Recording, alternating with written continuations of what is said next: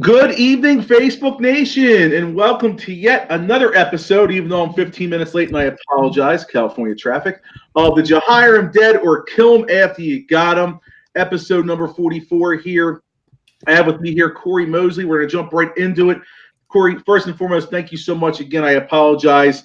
Thank you for your grace, obviously. I thought I had the traffic planned out. I had it Google mapped, and it got a little worse than I thought there, so I apologize. LA makes all those decisions, buddy. Yes, Not it Google does. Maps. And I should be used to these things, obviously being from Philly traffic, New York traffic, LA traffic. But For sure. we're here, we're rocking and rolling. Obviously, a little bit of a different night for me as well, since I'm flying out tomorrow to Texas.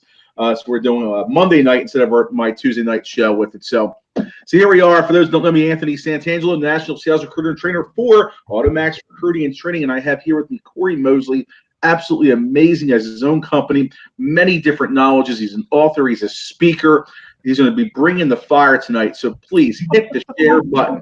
Hit the share button. Caring is sharing. Share this man out. I am just so looking forward to interviewing him because he is one of my very few guests. Is that then Jim Fitzpatrick just said, is that Denzel? Of course. Of course. Yes. Big shout out to CBT News, Jim My studio boss. Yes. He likes that when I say that. Yes, absolutely. I've been down there myself, and it's absolutely a privilege and honor with it. So, but we're going to dig right in. So Cory is one of my very few guests I've had on my show that I have not met face to face yet. At some point, we'll meet and we'll embrace the Italian way with a big hug, but we have not done that yet. So I'm really looking forward to listening here. So we're going to dig deep right away here into the life of the real Cory Mosley, that young man, and go from there, my friend. Don't put all this pressure on me. I just thought I was going to answer a few questions about recruiting or something. I didn't. That was it. I should have dug deeper before saying yes. I do everything off of feel, Cory. I sold cars that way for 2 decades. I do it off of feel versus process. I started out as a child, as your childhood, and then I have no agenda from there. I just sense the right questions to ask. That's how I interview people. So I'm a little bit unorthodox, but it works. People watch. So listen, I'm happy. I do so much hosting. I'm always happy to sell on the role of guest sometimes. So yes, that is very true.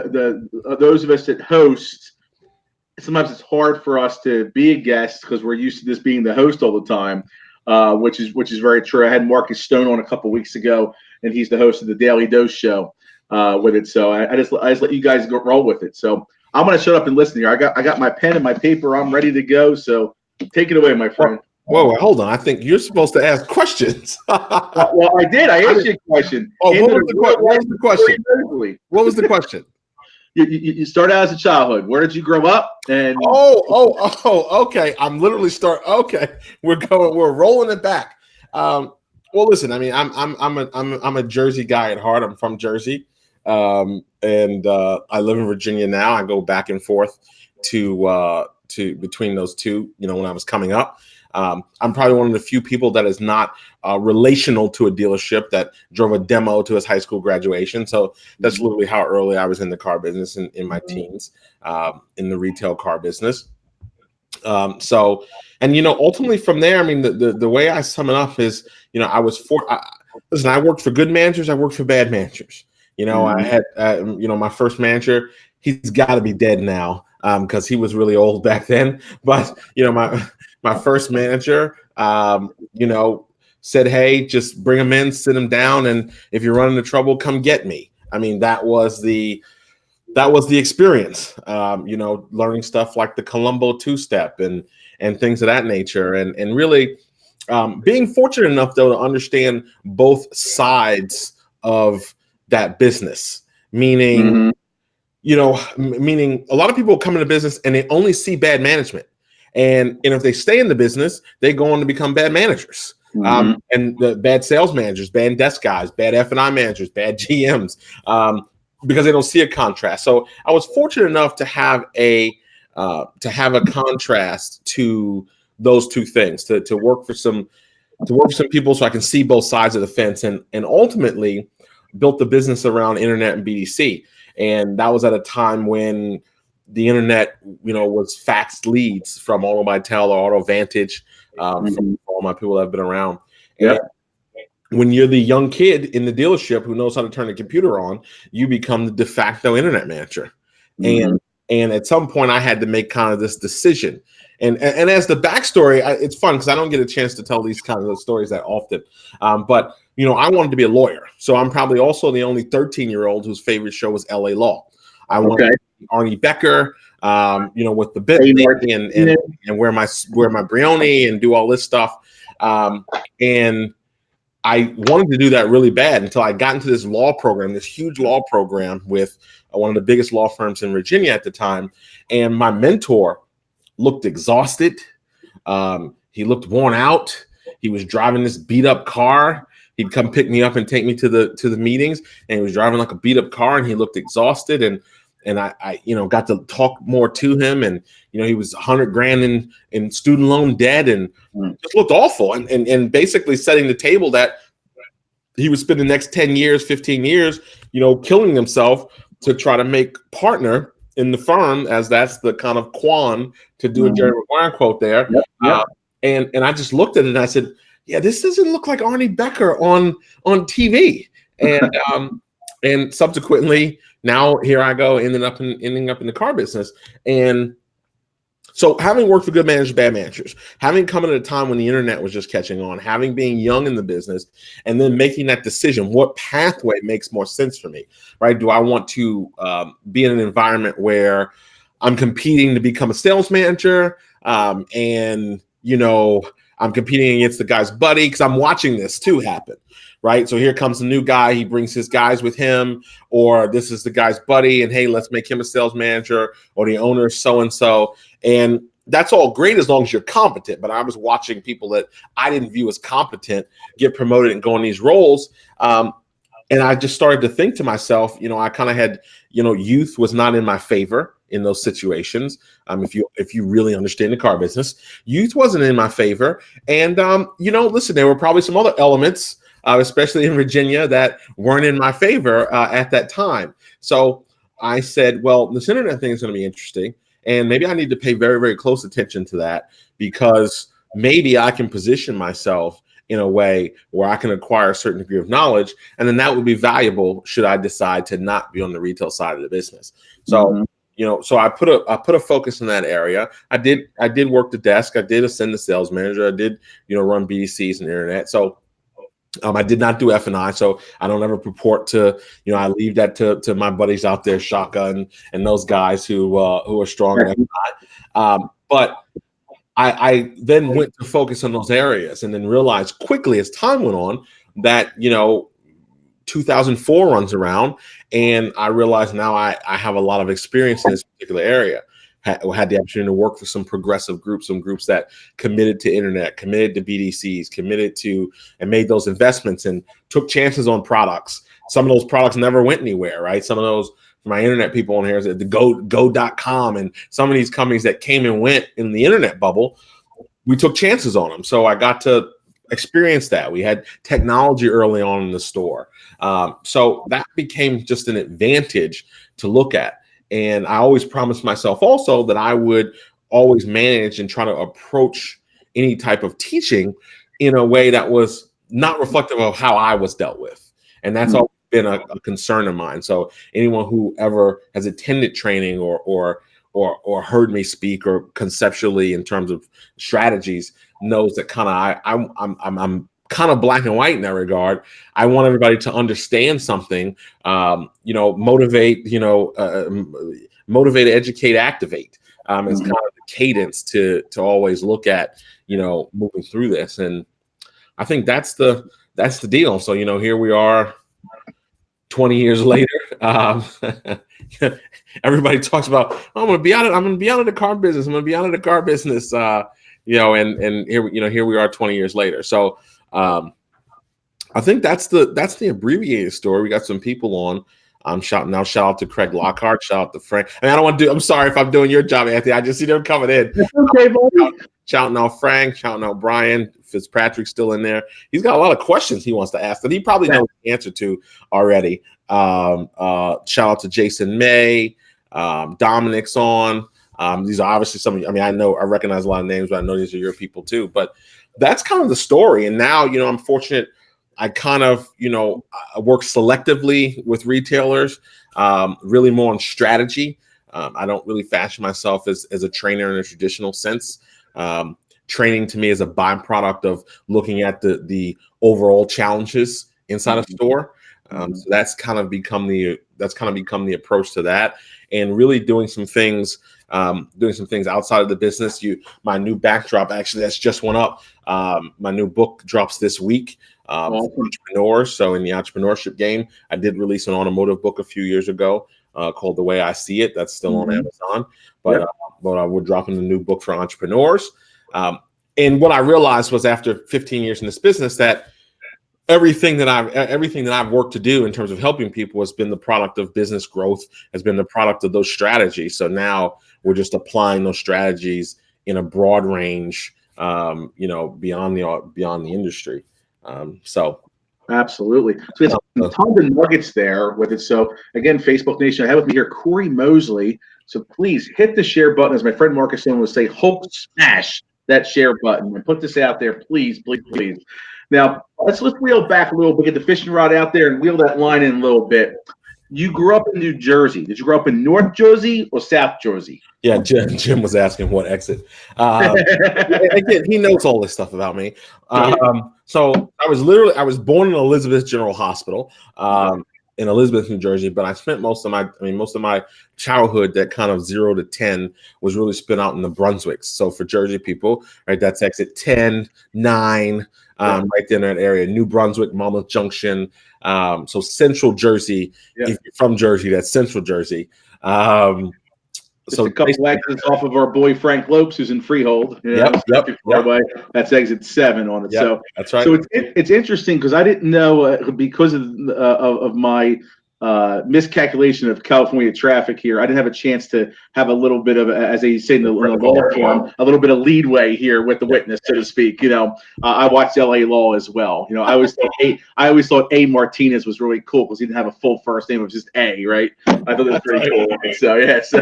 But so with you grew up in New Jersey, it's amazing because this was not planned, but there's been more of my guests on this show in all 44 episodes that grew up in New Jersey than any other state.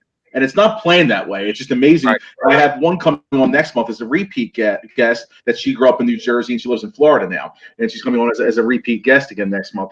So it's just amazing just how that happens that way. So you grew up as a young man. You took your demo. Was it the prom or graduation? I forget. Which one was it?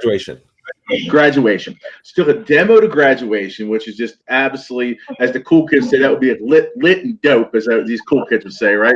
I'm trying to learn all these new terminologies, Marky still helps me with this stuff, So you went that route and you got into carnistry, obviously at 18 years old. And then you went that route and you kind of built things up. You had some knowledge of computers. Back then is when internet came out. We kind of almost started the same year. I don't know what year you started, but I started in 97. You probably were somewhere around there. 98. So I would say within a year or two there, with that. So you went in that direction, built your way up, and you went through the desk. Let's move right into, instead of asking some of the questions I have right away, I'm going to move right into some of the questions here because Jim Fitzpatrick has some amazing questions on it. The first one is, why don't more dealers, and this is from Jim, not me, Facebook Nation. Okay? So the president and CEO and founder of CBT News, our friend Jim Fitzpatrick, him and Bridget founded CBT News. Why don't more dealers invest more money in training? Listen, I think it's I think it's a situation of everything about investment is belief system, right?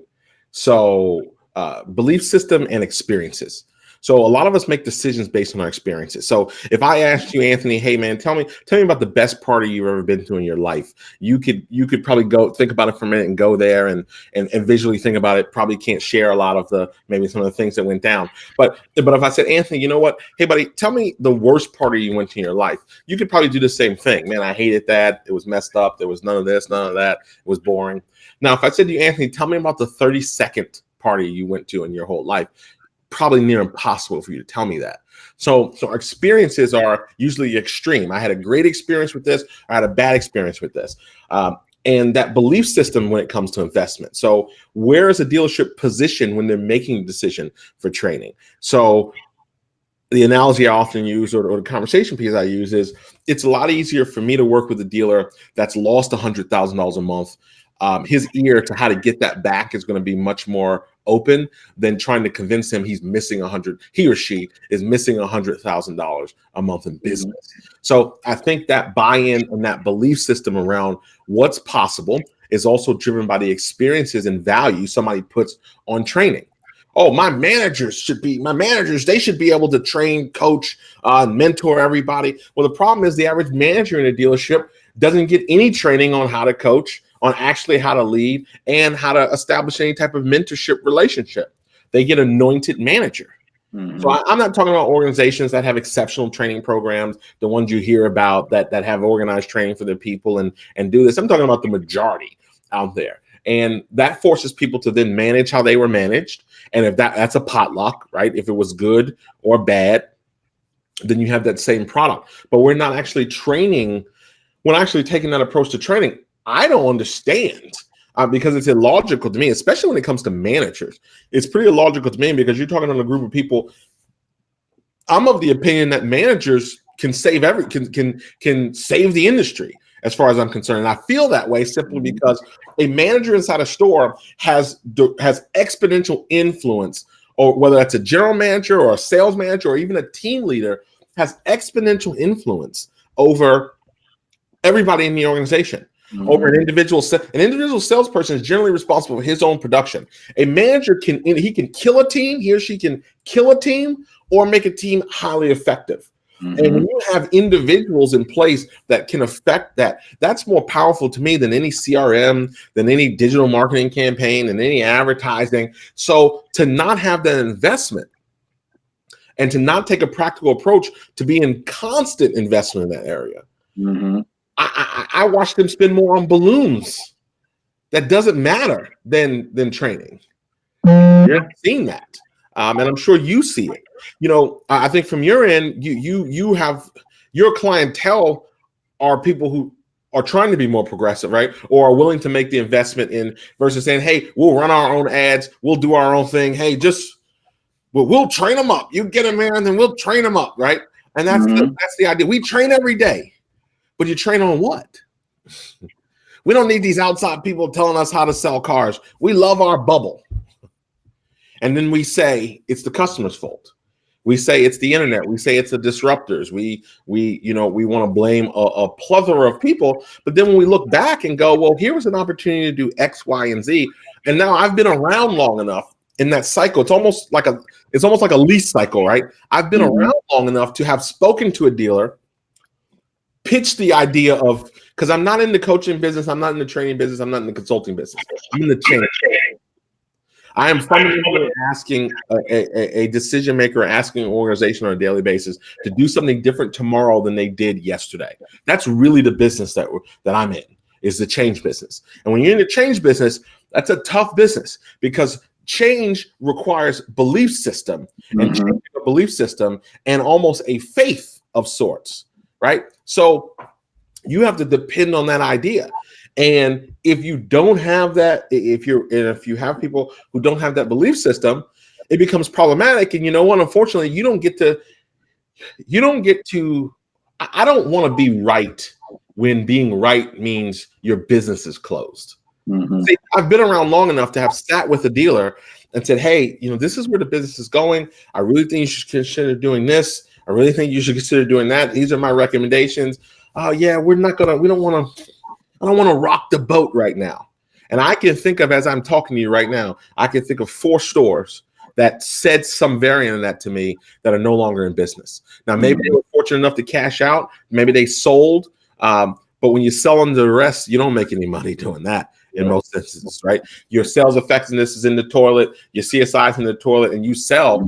That's usually not a cash out for anybody, a big cash out for anybody.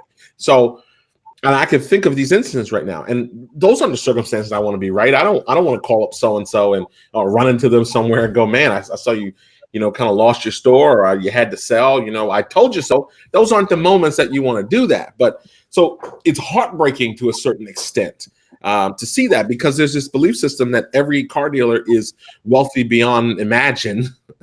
And we talk about the same guy's boats all the time, right? It's not the other 11,000 dealers that we talk about. We talk about, how big so-and-so's boat was, but it's the same guy with all this, it's the same kind of grouping.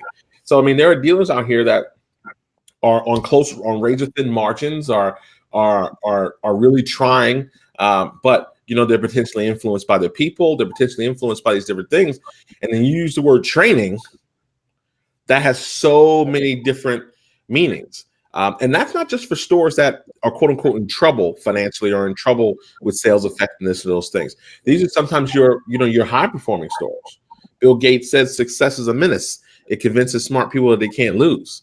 So you have some people that are, very successful by whatever means, right? There are stores that sell a lot of cars that don't make a lot of money. And there are stores that don't sell as many cars as the manufacturer wants them to, or they don't make the cover of the magazines, but they're highly profitable. And belief system is really the long-winded answer to Jim's statement. It revolves around that belief system. I can't think, and I'm trying to run through 15 years of clients in my head. I'm trying to think of incidences where I had to sell somebody on the idea that they needed to do training, and I had to go through this immense effort to sell them on the idea, and it worked out. If that makes sense. Like it was a great engagement with the client. I had to sell them hard to close the deal, and then it worked out so well, right? The best deals that I run through my head were the ones that already knew, were already open to it, that didn't have to be closed in that environment. And I always laugh when I see people talk about, oh, the trainers out here, they're not come work this lot. Come, dude, I'll take a Corolla customer all day. Close a car dealer on 6 figures worth of training. close that deal. So there's everybody at their perspective level, has a job to do. This is why I never get into this competition stuff and all those things, or that kind of deal. No, you're not. You're probably not going to find me and with respect to all my colleagues, you're probably not going to find me on a lot Saturday afternoon taking ups so I can say I'm a super trainer or something. Because like I said, trainer is not my identifying marker, but you're probably that's not the game for me. Right. But there's no one that will ever take away from me having put in that work. So that's the deal. So I've got the documentation. So no one's ever going to take that away from me. But that doesn't mean that people evolve. We want to go in other areas. We find other strategies, and we find other talents and strengths that we want to work on. And we figure out how we help people in different ways. And interesting thing about this business is there's so many different ways to have an impact. Yes. Absolutely. Some huge nuggets that you said. I think a lot of it comes down to, as we know in our industry, it is a people industry. People buy cars from people they like and trust. It's the relationship. We all teach that if you're a manager, if you are a change solution provider, if you're a trainer, if you're a recruiter, whatever you need. Obligation, Anthony. Obligation will beat rapport. I challenge the idea. Obligation will beat trust. Obligation. If a customer feels obligated because of how you position the deal, how you presented the deal, how you do this, because if it was all about like and trust, and not to play contrarian, I just believe obligation is huge. And the way I sum this up is it'd be no salesperson in the country that would have ever heard, "Hey, Cory, we bought the car from so-and-so, but we really liked you. Mm-hmm. We really liked you, and we're going to send everybody to you." See, our obligation is a more power. We do so many things. How many things do people do in their personal lives? See, it's not even about selling cars, right? It's about the psychology of our actions and our behavior. How many people do things out of obligation, not because of desire, every single day? Right? There's certain things you feel an obligation to do. And if you create the power of obligation with the customer also, that makes them feel like they have to do this deal or have to buy this car from you or buy this product or service from you. So I think a lot of people skip obligation. And what a lot of people hear when they hear like, respect, trust, and they hear that mantra, they hear nice. And I mean, a lot of people who are nice but can't close, Mm-hmm. who are friendly but don't want to ask a customer to buy. But by the terms of being nice and engaging, friendly and knowledgeable, all of those things, are there too. So it's a good point you put up. You brought up there, because what I teach in our training in Automax is there's two sides. You have the one side of the salesperson that obviously knows how to hit the gas pedal and go for the close, and they're always doing that, but they do it too hard and they alienate people. Then you have the other side of your mouth. We have the people that are they don't want to piss anybody off, but then guess what? Their pockets are freaking empty. And I tell them, you have to learn the Mr. Miyagi balance of life, going back to Mr. Miyagi from the Karate Kid. Karate here, karate never here. Well, use your mind and heart. Don't act emotionally, is what Mr. Miyagi was saying. You have to have the balance. And then I use the example of no one hit the gas pedal and no one apply the brake, but don't double pedal in your cars, otherwise you'll crash and get fired. I always type of thing. And you have to have that balance that way, and it's important. And I think it's a balance. And you hit a point earlier, and there's so many points that you had there. I'm so good at remembering. I actually know I missed a couple here. I often have to watch the replay. And again, hit the share button, please, everybody. Is the part of, you said how pivotal the managers are in the dealership. And I forgot the exact word you said, Cory, but you said basically they can make or break a store. And they absolutely can, based on their mindset, their positivity or their negativity, and how they end up getting the most out of their salespeople. And does the salespeople care about them more as a person than versus production type of thing? And that is just so key to do that. I did a video today in Sales Hustlers about that, about learning that balance and learning to bring the enthusiasm and desire.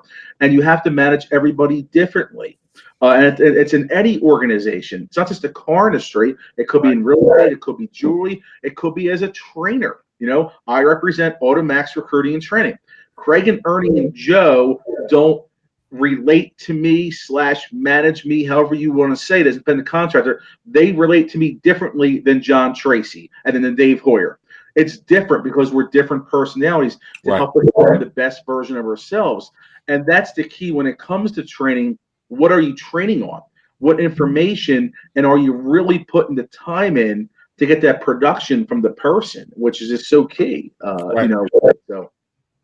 Right. And that's the, I got Entrepreneur Confidential done, and I want to get to another book back in automotive, and my working title is They Can Save Us, and it's all about managers.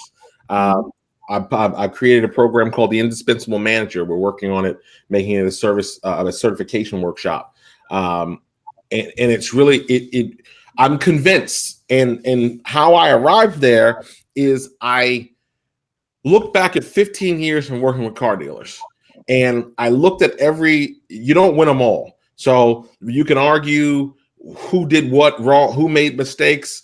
Was it on our side? Was it their side? You can associate that, but all of them don't work out, especially in this line of work. So you have best efforts in what you're trying to do, right? And I sat down and I looked back at 15 years of working with car dealers, and I said, well, what was the common element of all the deals that of all the deals that worked, like where we did training, we did consulting, sales went up, grosses went up, sales effectiveness, CSI, there was like some home runs.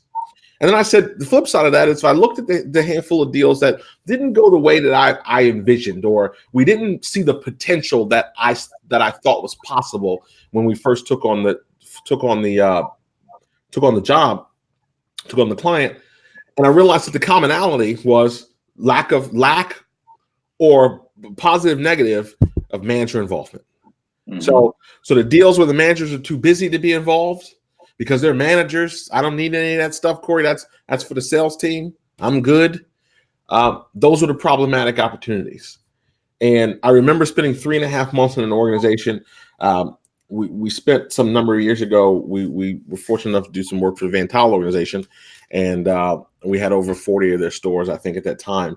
And we had one store that was just really proactive. First guy he's actually passed. recently, unfortunately. But he was the first guy. Was hand in the air, the first guy wanting to sign up, the first guy wanting us in the store. And we spent 3.5 months traveling to a store. The project was 3.5 months. And we were really we were kind of focused on the internet, and things moved. They were 6-7% closers, and it, ended up at, I think, 12.5, 13% we got into at that time. And profitable deals, more profitable deals, I should say. But manager, always missing. And I never forget, not just because I tell this story when I speak, but just because it was just one of those moments for me. I'm at the tower. I'm going to leave. Last visit, hey, good working with you. And the sales manager's there. He's doing some training with a new hire, and he's at the tail end of it. And at the end of it, he says, hey, if all else fails, just do what I tell him to do. Tell him to come on down. And I looked he probably didn't catch me. I know you play poker. I'm terrible at poker because I don't have a face that allowed, like, whatever I'm thinking or feeling, like I'd be the guy that has a good, like, royal flush or something coming up, and I'd be like, or if I had a terrible hand, I'd be like, oh, geez, I'd be the guy with all the tells. But right. You saw my face, but I just kind of put my head down and shook my head because I knew that guy was going to undo slowly, because he couldn't do it all at once, but slowly that guy was going to undo everything that we tried to put in place, because his belief system didn't allow him to go beyond what his knowledge base was. And that's why the managers are so important. And that's why our management growth matrix, talks about coach, leader, mentor. That's the matrix. Let's build off of that, because Jim had another question before about management, and I forget exactly how Jim worded it, because he had about 8 questions he's put in there. Yeah. On it. I guess my thing stopped scrolling, so I don't know if you got them. Yeah, so that's why I have it on my phone and I have it on the laptop together Right. here. But he had so many in there, I just don't want to take the time to scroll back because we're just rolling right here. But I guess my question, I'm gonna take his information. I'm gonna film it in my question as well. Okay. I'm a big believer that a lot of management is being promoted too fast today, and they also aren't getting the proper training of the relationship, the people. It's not just closing a deal and knowing how to do a lease by hand, and knowing how to get a deal funded and know where to ship it to. Great. But it's about the coaching standpoint of managing the people. And when I see a lot of times in the 19 years I sold cars, that at the tower, you're working the deal. Now the salesperson, whether if they're in week 3, year 3, which is pivotal in my opinion, your 3rd year in the business, or year 10 plus, whatever it may be, they have a question about the numbers that are presented to them. And now, what does the desk do at times? Just go and present it. Or they'll sit there sometimes and they'll dress the salesperson down. So now when the salesperson walks that 12.5 feet to the customer, their mindset's not there. Right. With that. And a lot of that comes down to, well, we base our experience we're about to have off of our past experiences. We all do it. It doesn't make it right. But we all do that. So the management was trained that way because back in 1970, when was it? 73, Craig? Great 46 years? 73, I think is when Craig started in the industry.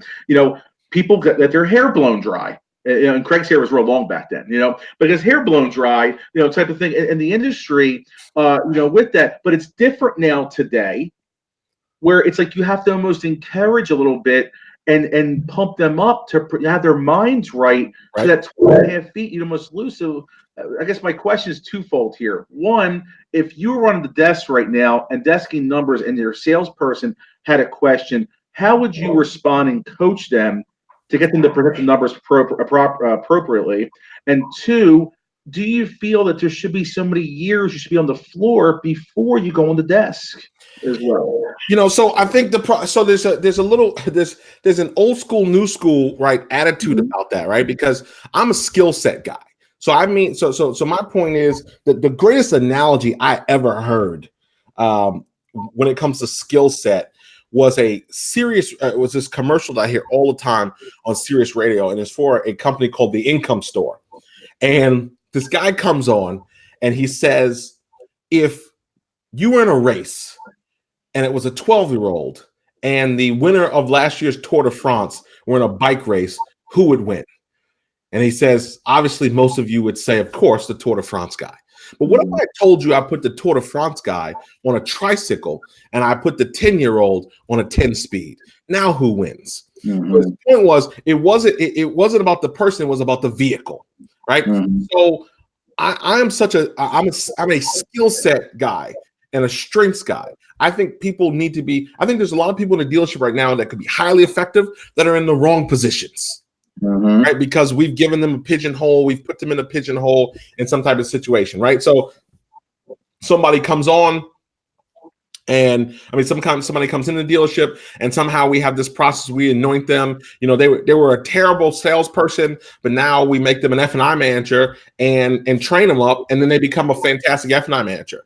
Like, we have this stigma in the business that if you didn't sell 40 cars a month or 50 cars a month or whatever, that doesn't qualify you to do anything else.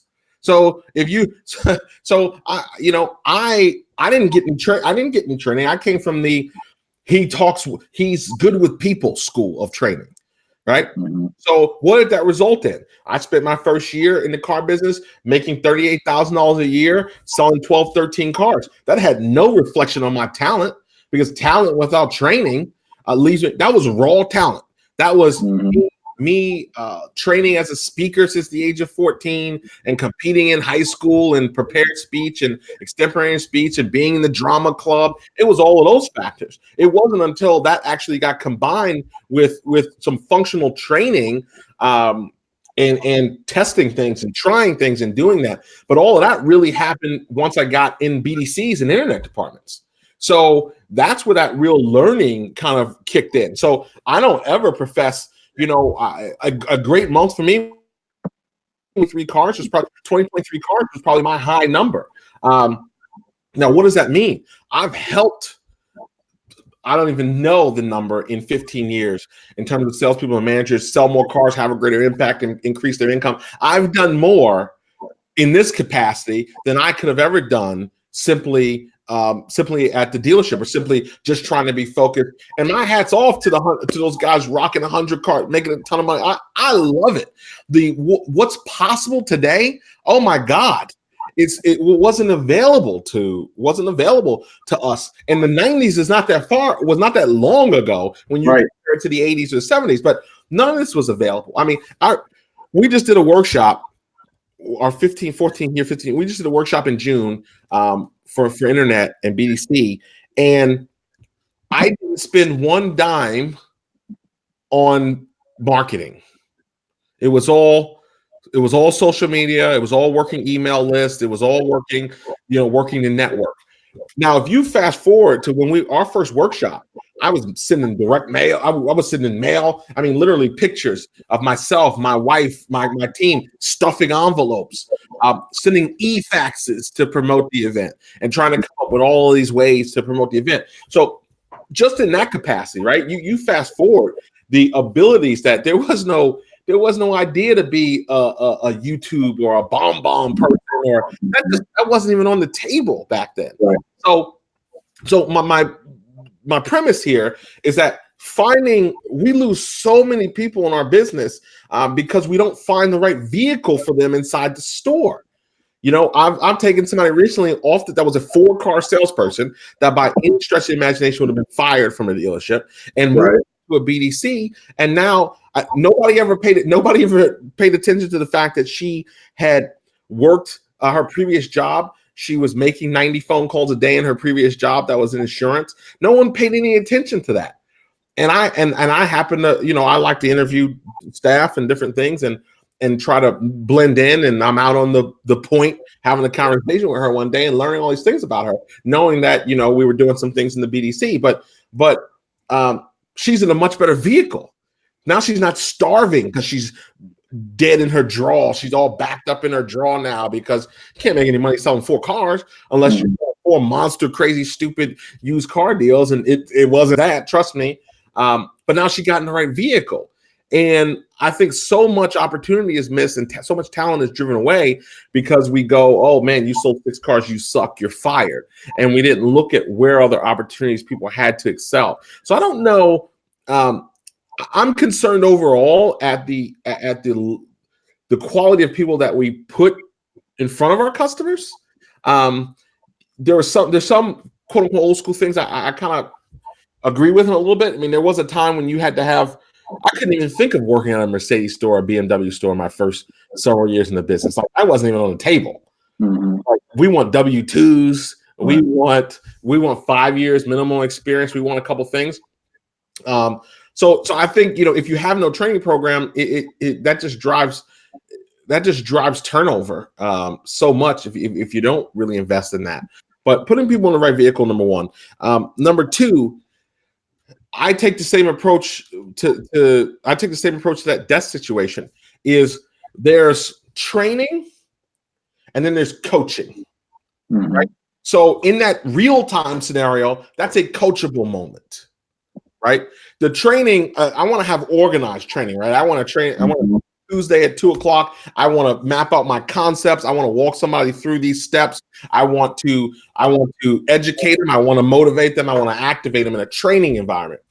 Mm-hmm. That situation is coaching, right? So here's what we're going to do here. I want you to go out and do this. I want you to go out and do that. Now let me ask you something. Do you understand why I'm asking you to do that? See, people leave that out because the bravado of management is do as I say, not as I do. It's, my mother, shout out to my mother. It's do as I say, not as I do, right? It's go do this. Don't question management. Don't you ask any questions. You do it because I said so and I'm your manager. Mm-hmm. Right? There's still so much of that. Now, if that doesn't apply to you, God bless. But there's so much of that, and I see it every day. And we don't take the time for comprehension. And it's like I tell people who go through our online system. I say, you guys go through the online system, you get your certificates, and you have your certificates out, and all that's great. And then I ask you a concept from the training that you're so-called certified in, and you stare at me with glazed eyes, right? Comprehension is core to this deal as well. So when training, when coaching, we have to be aiming for comprehension. So I'm going to use that as a coachable moment. Here's what we should do. Here's why we should do it that way. And I'm going to use my time. I don't want a customer waiting 30 minutes so I can coach either. So you have to make that judgment call in terms of in the scenario that you created. But that's not a training moment. That's a coaching moment, right? We're in the deal at that point. Now, if I need to get involved, then you go get involved in the deal. So I need to be well-rounded as a manager, because the opposite of that is I'm the greatest closer.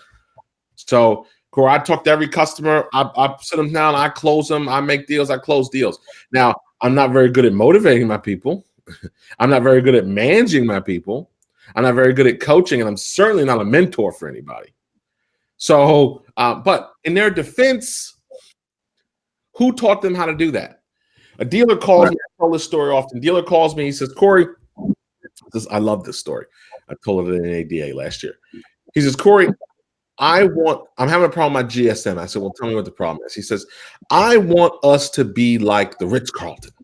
If a customer wants to know where the bathroom is, I don't want them to point where the bathroom is. I want them to walk them over there to the bathroom. And he says, my GSM just doesn't seem to understand that. I said, let me ask you a question. He said, sure. I said, did you have a meeting? He said, yeah. I said, in that meeting, did you stand up and say, we're going to be more like the Ritz-Carlton? He said, yeah. And I said, did you use the same example that you gave me? He said, yeah. And I said, give or take a few minutes, did you adjourn the meeting after that? And he said, well, I mean, I said a few more things, but basically, yes. I said, you like steak? He said, yes, I do. I said, let me ask you a question. If you were in a new town, Anthony, you're in LA right now. You're in a new town, and you asked the guy, where can I get a great steak? And he said, well, I got to tell you, I'll tell you where to get a great steak. I had a steak there, was cooked to perfection. And you're leaning in because you're ready for this guy's recommendation. And he says, Applebee's.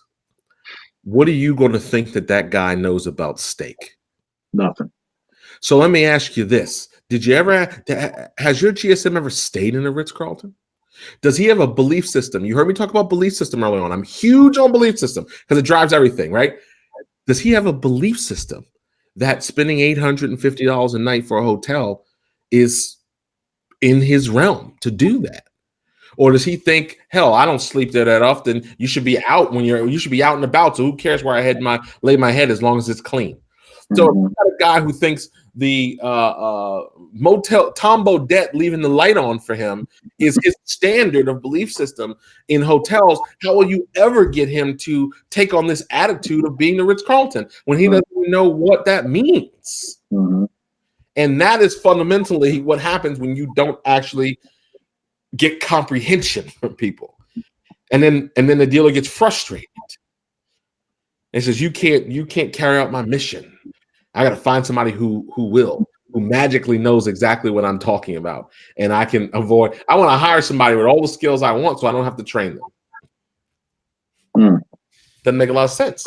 Right. Absolutely. Let's build off of that, because one of the things I want to go back to is when it comes to management, if you look at baseball, and obviously everyone knows baseball's the first love of mine. I mean, the Angels are playing in an hour. I'm really hoping that someone will just call me and go to the game with me tonight, so type of thing. But, it's like, who's in the area can go to the Angels game with me, to root Mike Trout on, But it's like, if you look at some of the best managers in baseball, and if you look at Mike Scioscia, who was the manager of the Angels for many years before he just retired, it was backup catchers or mediocre catchers that weren't the best hitters in the world, because they were students of the game, and they get the point that you just tried to emphasize there with the GSM and not the Four Seasons, the Ritz-Carlton that it was. They understand what it feels.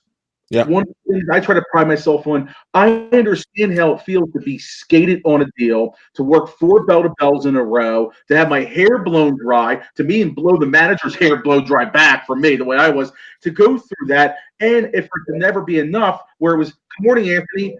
Good morning to my owner. Any appointments, any deals, any appointments, any deals, any appointments, any deals? It's like, well, how was your night? How's this one? No. Any appointments, any deals, any appointments, any deals. I mean, so I get that. And it's like, you have to understand that. And that's why backup catchers and catchers make great managers in baseball, where sometimes the stars don't. Don Mattingly didn't necessarily make the best manager in baseball. Mike Schmidt did not go into management. He went into being an analyst, so type of thing with that. Right. And that flows to my next point that you said before, about 10 minutes ago, was the position. The teams that do the best, and I think it was Kerry Wise that put in here about Belichick, love him or hate him, you have to respect what New England's done.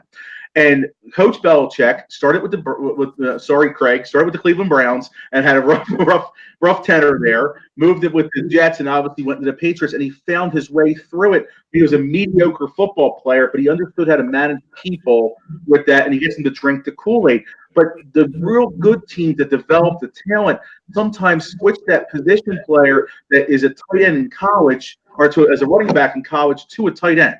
Okay, or as a left tackle, and they move them into a left guard. Right. So they put them in the right positions necessary to be successful, which is important. And then it moves into the coaching side, you said before, where, yes, you have certain training that you have, and it should be set training. Training should be behind closed doors, set time, phones off. You're not going to work 2 deals at once, go do an appraisal, and go put a fire out in service. You're doing training that's only focused on that. Well, Anthony, I can't do that. I'm slam busy. Okay, well, we have some people that could help you with that if you want, type of thing. But you have that route, and with the coaching, or with the training, that's training. But coaching, something that I did yesterday. I have a salesperson, Larry Plummer, who I believe is on here right now, is a salesperson for the Cardinelli Group, who was an Automax client, and he drove 2 hours to come see me yesterday. I said, hey, if you can come up here, I'll buy you breakfast. So him and I sat. He's been following on Facebook for about 2 years. We've had phone conversations, private messages, and everything. And we sat there and had breakfast together. And I gave him coaching. Didn't charge him a dime whatsoever. And he's like, Anthony, I'm doing this right now, but I'm doing this outside the walls of the dealership as an extra income, as a side hustle, this and that. And I gave him some coaching. And I said, buddy, right now the problem's up here. Because when you're walking out into the store, your head's not right, because you're thinking about your side hustle or about situations that are outside the walls of the dealership. Try to set that side hustle aside, focus on the dealer. But Anthony, I have bills to pay. I get it, but I want you to trust the process. He messaged me as I was sitting in this ungodly traffic driving back to my hotel today. He did a hat trick today, Corey. Mm-hmm. And he's like, he wanted to give me credit. No. There's no credit here. I just gave you the information. You applied it. Right. Yeah, that's all. There's no credit for me. I just gave you the info. You're the one that took it and took the ball, and you closed 3 deals today, and then went on Facebook Live and was all pumped up. So it's like that's what coaching's about. How often or how little are we sitting coaching one-on-one with our salespeople to get the best versions of them? That's why I'm so grateful, Corey. As a third-year trainer, I have veteran trainers that I call my mentors that I can call, and they can help me with some of the processes. Okay? There's been many times that Craig Lockhart, that has a million bazillion things going on running the business, that he'll sit and call me and talk to me. 3 months ago, he talked to me for 2.5 hours one day. Okay? Right. I am so grateful for that, because that conversation changed my life. It was coaching. It's like, to do that is just so important. So it's all different areas. It isn't just a salesperson. I get it myself. I coach and I am coached as well. Let's shift into BDC a little bit as well, Corey, because I'm chuckling. Keep going. I read the people's comments. It's cracking me up. I want to shout out to Larry Plummer on that hat trick. Fitzpatrick, it's like, did he wait for me to come on tonight? Is this normal? Is this his normal behavior? Shout out to Melissa Gomez, Durant Gage, Eddie, Carrie Weiss. That's my girl. That's my sister. Craig. Yep. Trevor Brooks. A couple of people came on. Ben Gay. I don't know Ben. Ben just connected with me. I don't know him. He connected with me on Facebook a few weeks ago. So Ben is awesome. He lives in California, Northern California. He is tremendous. He's a very close friend of Noel Walsh. Okay. Who I actually spent some time with yesterday. Noel was in town, so I spent a little bit of time together with it. So, and Noel was Ben was personal friends with Op Mandino. Oh wow.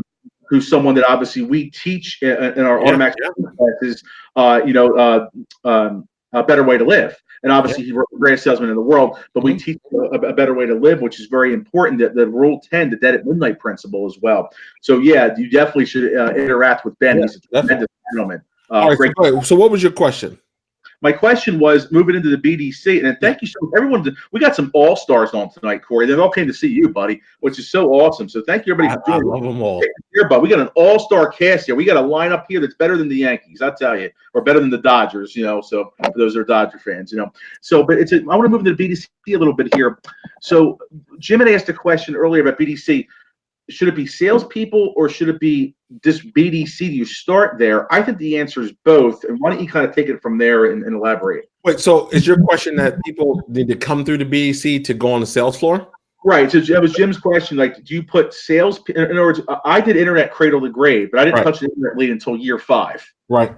Part of that was the error, but some dealerships put people in the BDC first that have never sold a car before.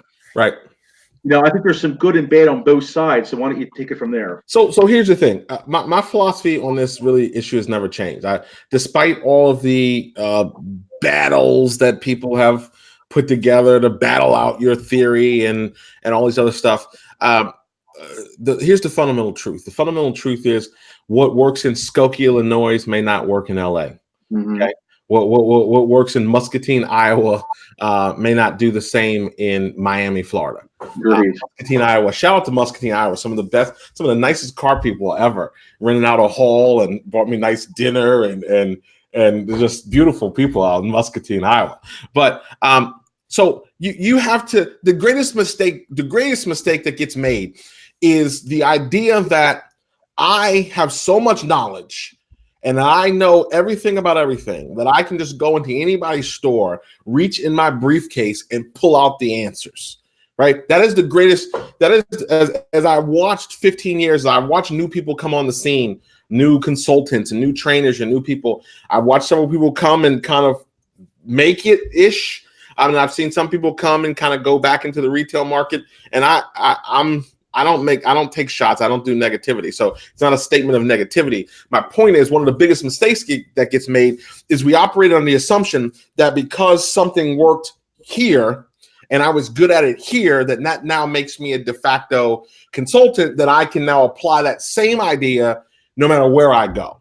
And the idea of cradle, so for every cradle to grave department that you see that's successful, that's, you know, selling several hundred cars and making money, I'll show you another one that has a BDC and cradle to grave failed. So it's really about paying attention to what the dealer is trying to accomplish. Every dealer doesn't want to be number one in volume, right? Mm-hmm. Every dealer doesn't want to. So you have to tie in on what that idea is, right? And figure out what the strategy is going to be. What do you want to be? Okay. What kind of retailer do you want to be? What is the end result that you're ultimately looking for? Now, I'm more concerned about the disrespect inside the internet and BDC department. Now, I can feel that way because I was fortunate enough to work in a BDC where there was three of us at that time, but we were three, what I believe to be tremendously talented, and ultimately became four tremendously talented people.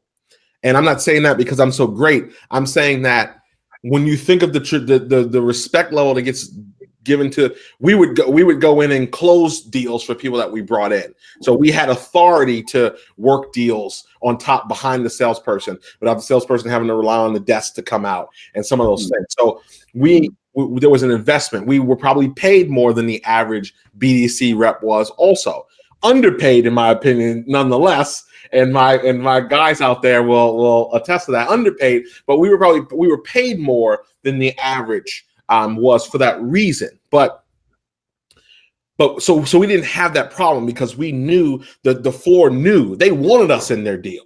The floor sales guys wanted us involved in that deal and somebody we brought in because they knew we had competency. What I find is disheartening is to this day, super scary to think that I started this company in 2004 and I'm dealing with the same issues today in 2019. That's actually really scary when you sit back and think about it. But the idea that the BDC is lesser than inside a dealership is very problematic for me. And it's something that I take personally, coming from sales floor, coming from BDC, coming from these areas, coming from the internet department. It's something that I take personally because I know reps that would crush a traditional salesperson in working with a customer and a road to sales situation, or converting a customer, moving them through the process, closing a customer, would destroy it. So when I see the arrogance, that's what the culture concerns me more than who should go where. And if people, you can be successful with a traditional BDC, you can be successful requiring your salespeople to train on the phone BDC, you can be successful in start to finish, you can be successful in all of those manners, right? Because what gets left out when you talk about strategy like that is the back end. No one's talking about how much does it cost to run a BDC. We're not talking about wage costs. Those don't get talked about when we say, well, let's just put seven people on the phone and have them calling people, right? Because we don't cut that check. The dealer does. We don't have that payroll expense. So when we're talking about strategy just isn't what's the best process. It's what will be the profitable way to go about doing this based on our resources, based on the size of our store, based on our GP. And shout out to Shaka Dyson because he really we had a conversation a while ago, and he really kind of had some perspective. I was trying to have him down at one of my events and we were brainstorming on what he would talk about.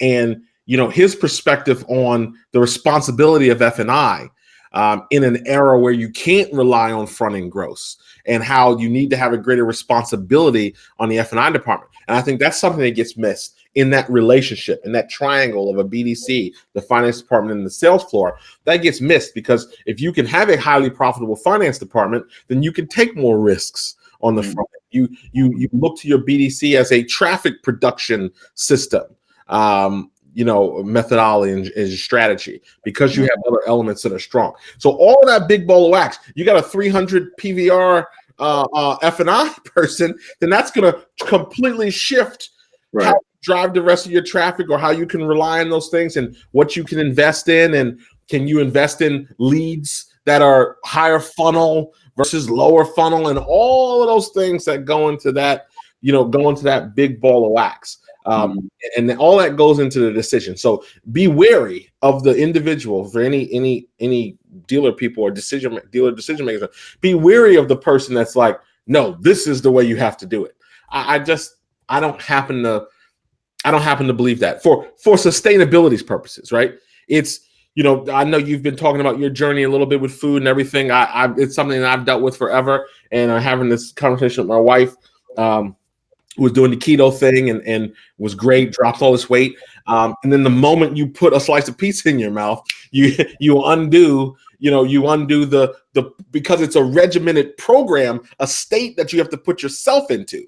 So it's the same thing here. If you don't have fluidity to how you are running the dealership or how these departments run, or if you're so rigid about it, then the moment that anything happens to go the other way, you're in trouble.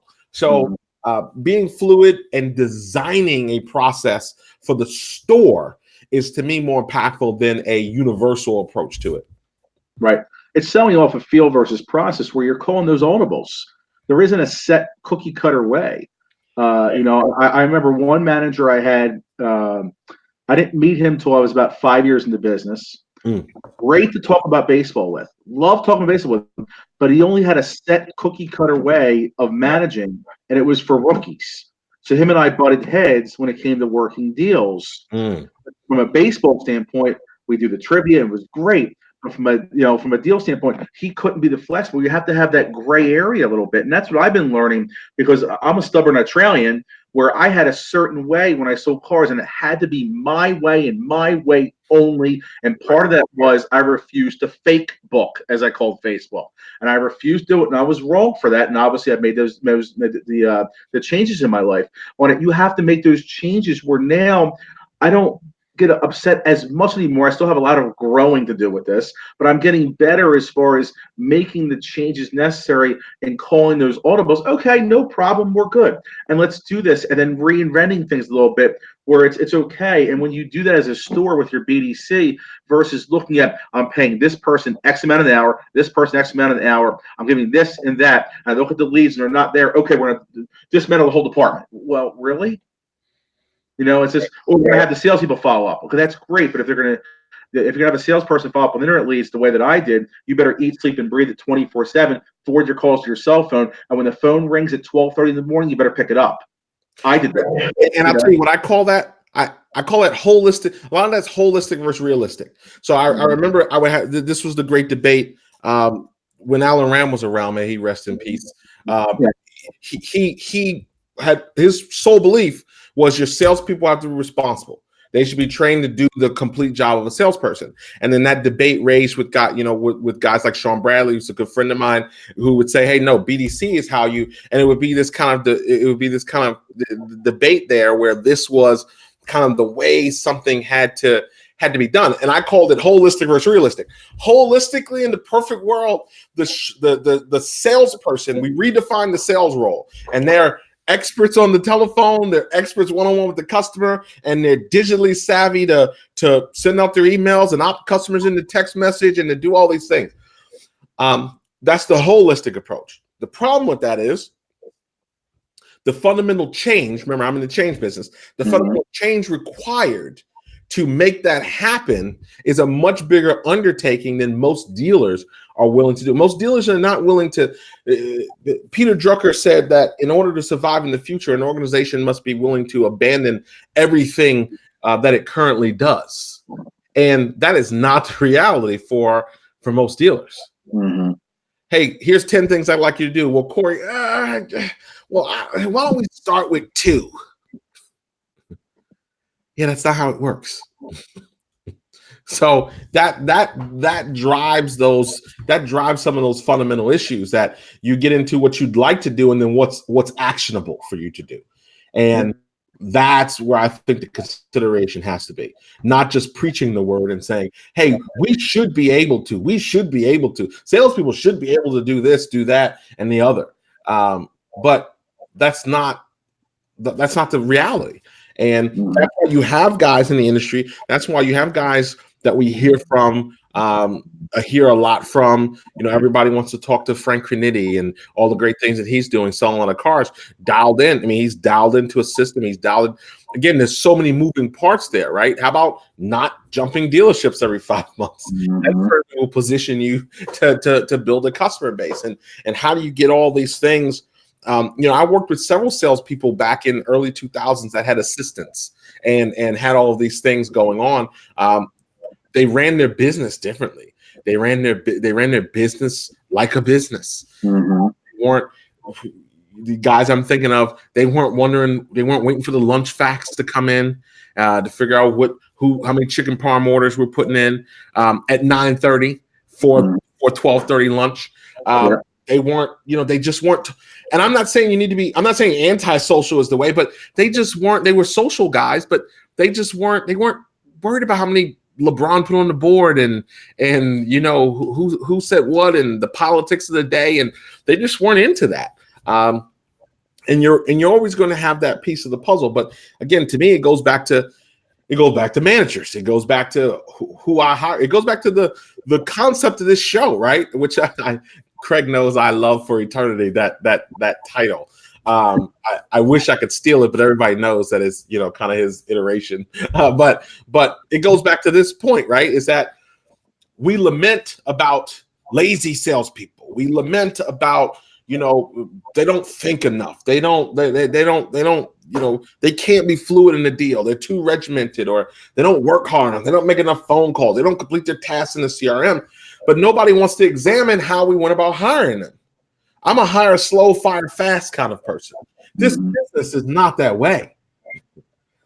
Yeah, I've watched somebody. I've worked with organizations where they've just kept people 6-7 months, a year past their welcome. They just worn out their welcome, and I don't know. And listen, sometimes I think it's a lack of wanting to be confrontational. Sometimes I haven't cracked the code on ultimately what drives that, but I've watched those decisions over and over again with salespeople, with managers. Manager can't pencil a lease. Huh? Right. I don't mean can't pencil a lease by hand. I never learned to do that. But can't pencil a lease, can't use the quoting system to pencil a lease accurately or quickly, gets terrified of it, doesn't want to talk anything about it. On a brand that has 70% lease penetration. This is a true story. Yeah. How do you pay? And you're paying this guy $100,000. Now, $100,000 if you're in a big city store or you're in a high volume store and you got a great payment, that may mean nothing to you as a sales manager. But the person I'm thinking of, that's a lot of money in that town, in that area, based on the volume that they do. That is a great living wage. And to only do 60% of your job. And it's not a shot, because I'm not a shot guy. It's just a truth of not saying, hey, I should learn this, A, as an individual wanting to contribute more, or B, an owner or decision maker saying, this is affecting my business. And you're going to have to, I want to show you trainable, coachable, replaceable. I want to show you how to do it. But to ignore that fact is amazing. Yeah, it absolutely is. I'm going to keep going here. Cory, are we good with time? Because I told you an hour. Are we okay with listen, as long as the people are on, I'm fine. The people are on and the questions are coming in. So I appreciate the engagement. Usually after an hour, people are dropping off and no one's dropping off. Let's going here. Listen, Jim hasn't talked to me this much in 6 months. So now I know the secret to get Jim Fitzpatrick on the board. Jim's been on some of my shows before, but he's never engaged this month. So big shout out to Jim Fitzpatrick. Can't wait to see That's him. That's the secret. Come on here, and I can get Jim on. What is up? So let's move into some questions here, because there's so many things going on here. How many hours? And let's try to. I'm going to try to do a rapid fire like doing ESPN. Right. Try to get through all the different questions here. So let's go backwards here. How many hours should today's salesperson expect to work? I mean, I hate questions like this because they don't. I mean, they don't. They set. It's like it's like a dealer going to NADA and coming back with 22 process changes that none of which will work in his store, right? Like I came out of me, like, you know, somebody said, Cory said, oh, I heard in the meeting, or I saw this stat, or I saw this metric. What I will say is that scheduling has killed so much talent and driven so many people out of the dealership. Right. I believe that the business was predicated around the idea of having this idea of an unlimited opportunity, right? Predicated on this idea that you can work as much as you want and make as much money as you want. And all those things sound great to a certain extent, but you know, if I work in a 50-car store, I'm probably not going to be Frank Crinetti. Right. Right. It's probably, and shout out to him. I'm not going to be Ali Rada in my 50-car store. Right. So there is limitations to certain things. Now I can go into a different environment. I can do other things, but this idea of the work schedule and the obligation to it. I've been in plenty of stores in 20 years that on the 29th of the month, there's nothing going on. Yet everybody's there because the 5-alarm fire in our business, the 10 commandment that was put in stone by blood somewhere said that everybody works forever from open to close for the last few days in the month. No exceptions. Unless somebody's dead, and it better be you. And that's the kind of language we've used to espouse it, which has left people. You know how many people I know that sell beds, that sell furniture, that sell real estate, that are successful, that are making consistent money doing that. That should have been was in the car business and should be in the car business, bringing their talent to the car business that aren't anymore because we had these non-negotiables. Everybody cries about millennials and Gen Z people coming into business and not staying in the business. Well, guess what? They're not interested in your bell to bells 5 days a week. Not interested. And then we equate that to laziness. Oh, this generation sucks because we don't understand, because we're not taking the time to understand them.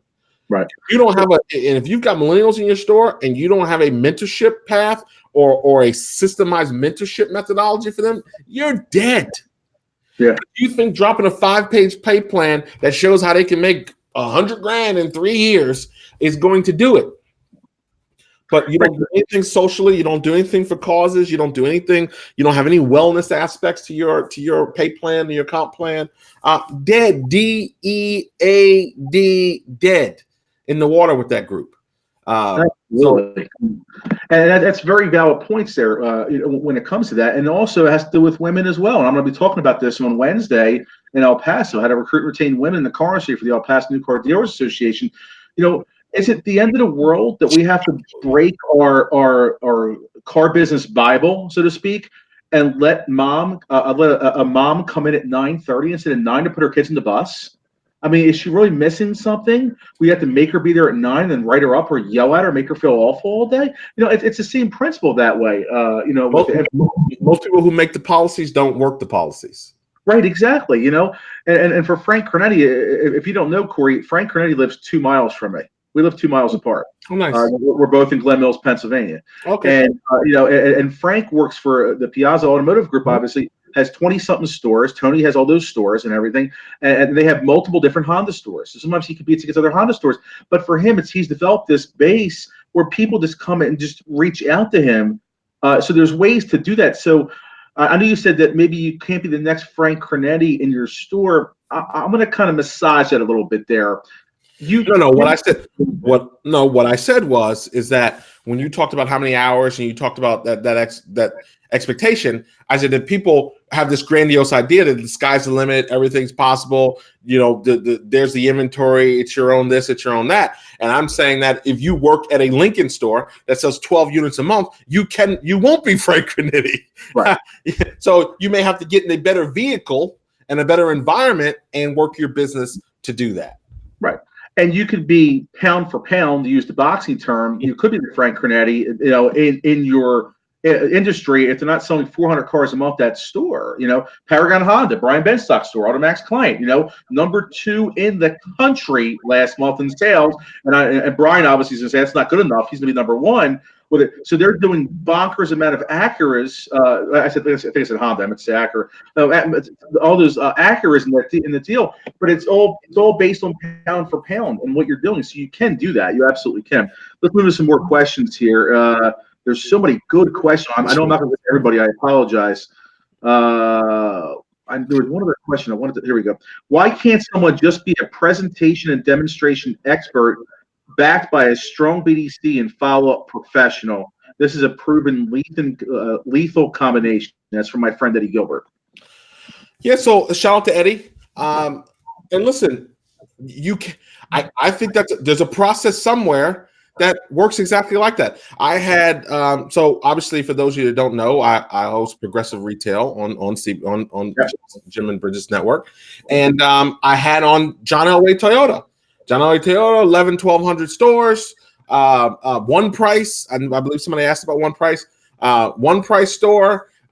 They use digital retail, so they have Roadster in there, so you can start your deal online. I mean, the transparency of that, you stay with one person through the process. Now that and according to what the executive manager of the store says, they're top in their zone in terms of gross and in terms of sales. So now that did not happen the next Tuesday after they went one price. It took 3 years. For that to iron itself out, smooth itself out, for the right people to be on board, for the right culture to take place, for that process to work. But now they execute that strategy, and they execute it at scale, right? It's not because the argument is, well, Cory, you could do that in a 50-car store. Well, no, they do it in an 1,100 car, 1,200 car store. They didn't do it overnight. So to Eddie's point, that could absolutely work. You could have highly qualified, the Apple theory, right? Highly qualified people who are strong on product, who are strong on presentation, features and benefits, or benefits and then features, depending on how you like to be trained. But who are highly skilled in that area from a product knowledge standpoint, and then have that model that supports how everybody knows the issue is the transaction. The issue is the presentation of numbers. That's the number one customer issue, is the friction in presenting a deal. Saturn tried to obviously solve that issue, and Saturn's ultimate problem wasn't one price; it was some other things. Right. And there was a multitude of other things that went wrong. But the fundamental idea of Eddie's point is completely actionable. If your store and culture and belief system can support that idea, then that certainly can work. And that goes back to my point. I can't see anybody that can win an argument with me about one way to do it. Mm-hmm. So you have evangelists, right? You have guys out there that are proponents of one price, and their whole business model is predicated on one price, right? That's what they sell, one price conversions inside a dealership. So their belief system is dialed in on that. They're evangelists for that. I don't believe one price is the model that everybody should have. Because again, holistic versus realistic. I want you to explain to the customer, to the 17 million car buyers, new car buyers, and then the umpteen users, I want you to explain to them that now there's no more negotiation in the car business. Walk them through that one time and see where that gets you. Right. So listen, I'm fortunate enough. I get to listen to a ton of phone calls, through call tracking. I get to, for 2.5 years, we ran a mystery shop program for a particular manufacturer. So we saw all 300, all 300 plus of their stores. We saw all the activity from the response. We saw the responses. We saw the questions that customers are asking. We saw all of this information, and different processes can work. It's just about having the right process that checks the boxes for what you want to be, so to speak, and then taking into account things like profitability. People, in the past, we've created profit and loss statements inside a BDC department. That's unheard of for most people to do, because they look at typically they look at that financial statement, and it's not categorized that way. So we, had a method of extracting certain data points from the dealership to then create that P&L specifically for that BDC. So now you had some actionable decision making. Do we have too many people? Do we not have enough people? Instead of the argument, well, Cory, how many leads should one person be handling? Like, those are the generic statements, and then we go build our process around that when that's not necessarily the right thing. Maybe we shouldn't have 200 garbage leads for the sake of having leads. And then instead of hiring more people. So that's the strategy conversation that needs to take place in more stores. What's the next question? There's so many nuggets here. It's just, and I'm torn because Jim put in there. He said, "Cory, do shorter answers. We get more questions." And Jim's right, but you're on fire. You're on fire so much. I don't want to stop you, dude. You know, so it's we're just to keep rolling here. You know, Jim cuts you off after 5 minutes in the interview, so he's used to that punchy. He's used to that punchy interview style here. Right. That's why I stopped doing radio. I had a radio show, President's Principal Radio. We had a radio show on iHeart, and I just got tired of having to cut people off. Like, they had good stuff, and I'm like, gotta go to Geico commercial coming up, and I just got tired of that. And that's how I went to podcasting, because now I can just talk as long as I want to talk. So, all right, what else we got? All right, we got. I'm trying to look through the question. There were some good comments here. So here's a yes or no question: should every dealership have a BDC? Yes or no? No, not necessarily. No. Okay.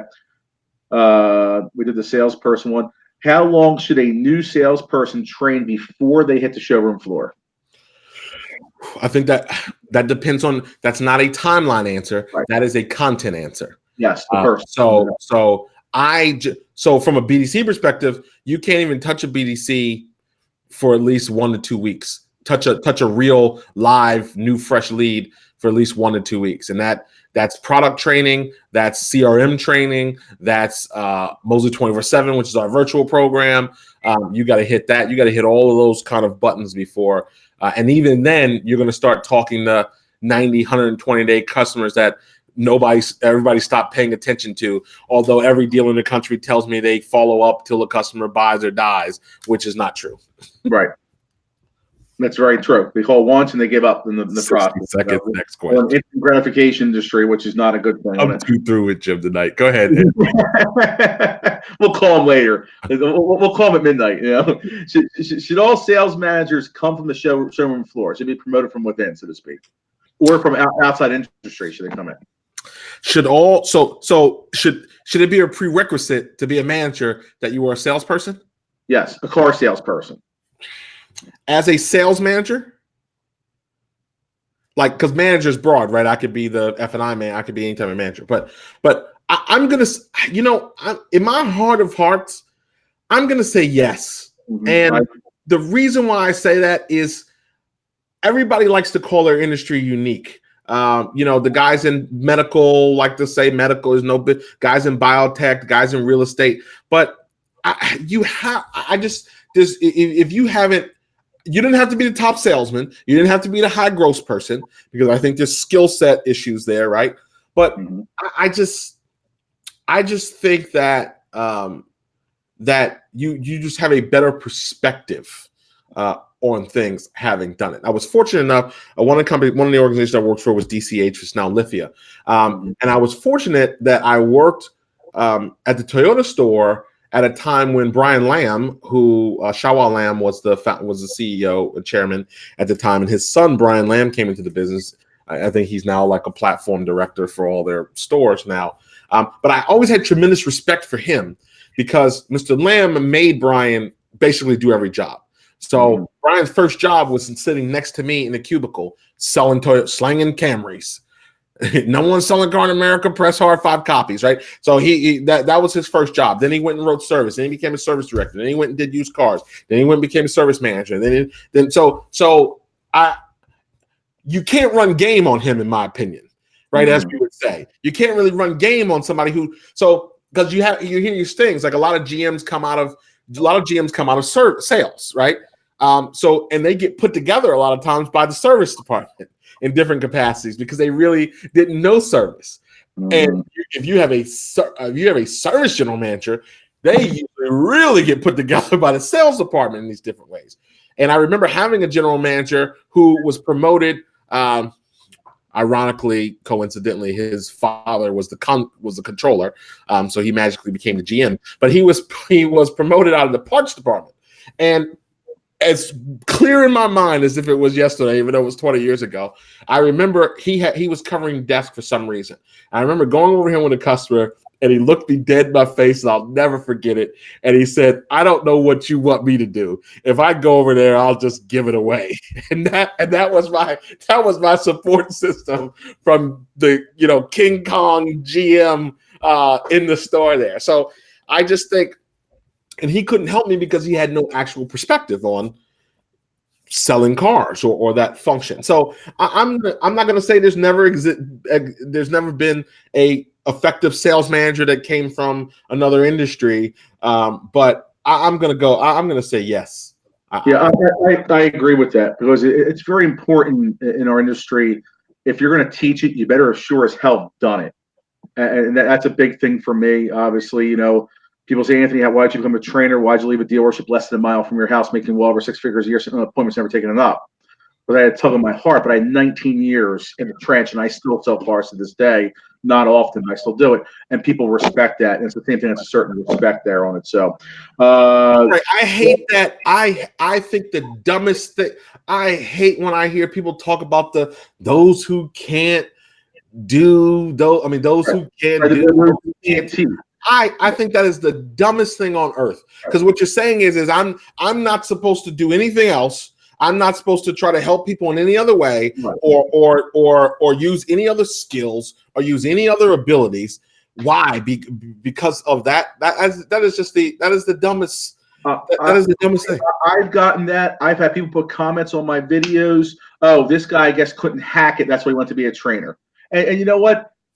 When I first became a trainer almost 3 years ago, I would have sat there and tore their freaking head off. I don't care no more. Right. I don't care, because just because they're confused doesn't mean that you and I have to be. Right. So it's whatever. I know in my heart that I'm qualified. And guess what? The dealers that invest in myself in Automax know that we're qualified, because we produce the results. End of discussion. Simple as that.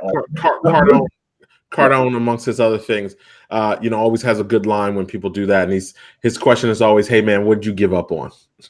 Right. What did you quit on? Well, what didn't work out for you that now you I learned a long time ago, the only reason somebody wants to rain on your parade is because they don't have a parade of their own. Right, exactly. They're hating, they're jealous. Simple as that. Most sales managers were try to answer this one here in a couple sentences if you could, Corey. Most sales managers were never trained to be a trainer. Thoughts? Most 100%. They're not trained on coaching. Here's the 3 elements. This is our management growth matrix. They weren't trained to be coaches. They weren't trained to be leaders. They're not trained to be mentors. Right. In that order. The de facto, you are supposed to. It's like supposed to be a matrix moment when they put the chip in the Neo, and now he has all these skills. That's the assumption that most stores operate under. Congratulations, you're a manager. And now you were supposed to de facto, as a result of being a manager, be able to coach your people, lead your people, and be a mentor. Yeah, absolutely. And that's not how it works. Listen, Anthony, don't fall in the Jim. Don't let Jim run this thing here. So I'm not going 30 seconds on the question because of Jim, but go ahead. I'm just trying to get as much content in as possible here. Go ahead. I'm sure Mrs. Mosley does not want you here till midnight with me. So Frank Loeb says, this is what happens when 2 interviewers get together on the same show. The guest starts doing the shout outs. He loves it. So, which Frank did that for my show. When I had Frank on my show 2 months ago, he did the same thing. So he's great. I love Frank. Yes. Let's see what else we have here. Technology. I see a question coming in. I saw. I was trying to go backwards, but let's go back to the present here. If there's a question, just came in the present. Let's go all the way down here. Jim said he's just trying to help, which you are, Jim. We appreciate it. Would you encourage your son or daughter who just graduated a great school to get into retail automotive? Be real. All right. Full disclosure: I don't have kids at this juncture, and I would not have any problem with my child, though, if I did.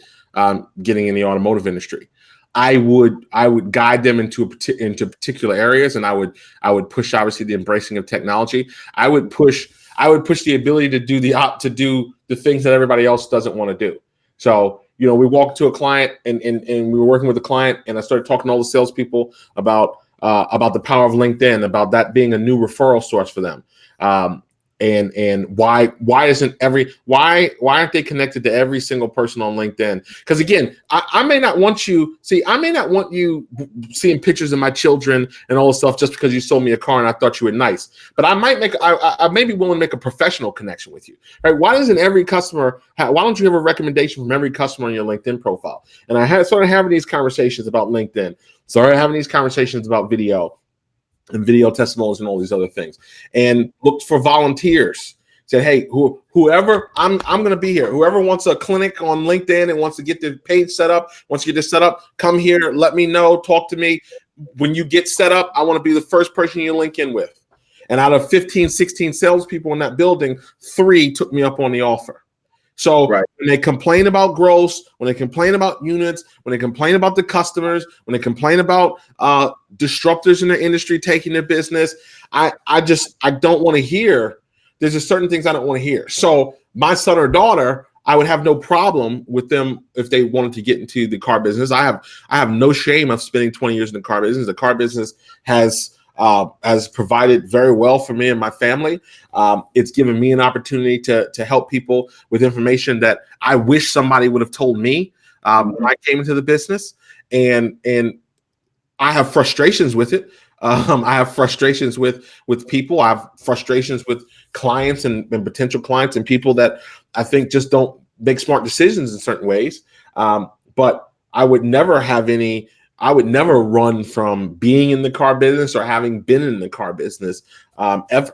And I wouldn't have any problems with my daughter or son getting in the business. Yeah, absolutely, and I agree. It's not for everybody, but it still should be given them if they want an option. What did I dodge? Fitzpatrick says, "Nice dodge." What is he talking about? I don't know. I'm not sure. I've lost track with all Jim's questions on here. So here's a comment about CRM training, which is more of a comment. It's a need to learn to teach a salesperson how to master their CRM and do proper follow-up. With that. For me, it was index cards. That's how Brian Anderson taught me. That's why I had a CRM before there was a CRM, type of thing. But a lot of them don't have that, so it's important, obviously, for CRM. There was one other question. It was technology. How do you feel about the use of an iPad versus the old-fashioned paper? Well, that's Robert. Shout out to Robert. Yeah. I think that this is there was a question about third-party leads. I saw a question about the future of third-party leads. There was a question about tech. I'm going to wrap all this up into the statement. I want to communicate in a way that is reflective of where my customers are. Mm-hmm. If my customers still go to third party, give their information to third parties, I want access to that information. I want access to that customer. If my customers are used to a better user experience because they are iPad users or they're Android users, and that's how they hold on a second. And that's how they used to communicate. I want to deliver an experience that's reflective of where my customers are. One of the main challenges of our business is we get to the destination too late. Mm-hmm. And what I don't want to do is I don't want to go out and buy iPads because I think they're cool. Right. I want to have a strategy, right? I want my IntelliCar on there. I want Roadster. I want something on there that is going to help me deliver the experience. Dealer says to me, Cory, I'm buying iPads for my service department. I put some extra money aside this year. I'm going to get some iPads. I said, great. Is that what your customers want? He said, what do you mean? I said, you got a database of 22,000 customers. You got 150 ROs that you're opening a day in your service department. You sell 150 cars a month coming through the door. Have you ever thought to ask the customer if they thought it would be an enhancement to their service experience to have iPads available in the service department? Right. I said, as opposed to the Senka that you still, I'm very direct with my clients, but as opposed to the Senka that you still continue to serve as coffee in the corner there. Right. So before you go spend $10,000 on iPads with no plan of how they're going to get used, maybe we ask our customers. Maybe they prefer a K-Cup instead of an iPad. Right. 100% agree with you. 100%. You know, everyone knows my manufacturer, my first club. I'm not going to say I'm in this situation, but you guys already know they implemented the iPad with the delivery process, and their whole thing was this will speed up the delivery. No, it didn't. It took 3 times as long, and for someone that was a veteran that sold so many cars, I was livid. You know, type of thing. So yes, ask the customers, and a lot of times the customers want to expedite the process, efficiency. We're from the Northeast, you and I. You're from Jersey, I'm from Philly. We want things done like that. So if it does that, great. If it doesn't, get it the hell out. Simple as that. Right. On the go. Is selling cars a lifelong career? I think it's yes. What do you think? I think that you have to listen. I've spent. I'm an entrepreneur since the age of 14. I used to have my mother drive me around and set up people's Apple computers. I went to my first networking rally at 14. I was in the Richmond Coliseum with 25,000 people shouting "Go Amway." I had a laundromat at 17 years old called the Laundry Basket. I am a lifelong believer. Les Brown said it best: some people aren't mentally fit to work for somebody else. And that ultimately became my issue. To speak to me personally, so I believe that if your passion is automobiles, is selling, and that makes sense for you, then you certainly can make that a career. Guys like Ali Retta and Frank Graniti and the guys that we hear about often that are at the top of the game certainly have perfected a way to make that a career and make a great, what should be a phenomenal living doing it.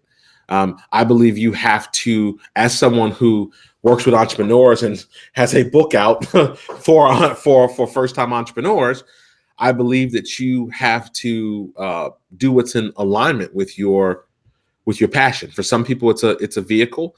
It's a temporary vehicle. For some people, it certainly is completely a viable career as long as you adapt. As long as you adapt. Yes. That's the key.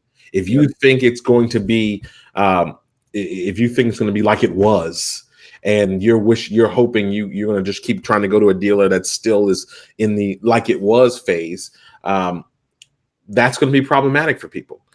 People who hate change hate irrelevance a lot more. Mm-hmm. Yeah, absolutely. That's good stuff. Robert Moy says most of the managers he's worked with are only concerned about desking deals. Obviously, goes back to more that leadership side. We've covered that already. The last question I want to do. What's that? Because that's what they're concerned with, because that's where their skills are. Yeah. That's exactly right. Last question. I want to do a pretty simple question. Now I want to move into you shouting out your book and how they can reach you. Is what college did you graduate from? I didn't go to school, and neither did I. How about that? Facts. So I spent all these years. You know, I've known Jim Ziegler a long time. He actually wrote the foreword to my first book, and I spent all these years. You probably know where I'm going with this, but you know, Jim is Jim Ziegler, HSG CSP. Now the CSP I know because that little document behind me, that thing behind me there, is my CSP from the National Speakers Association.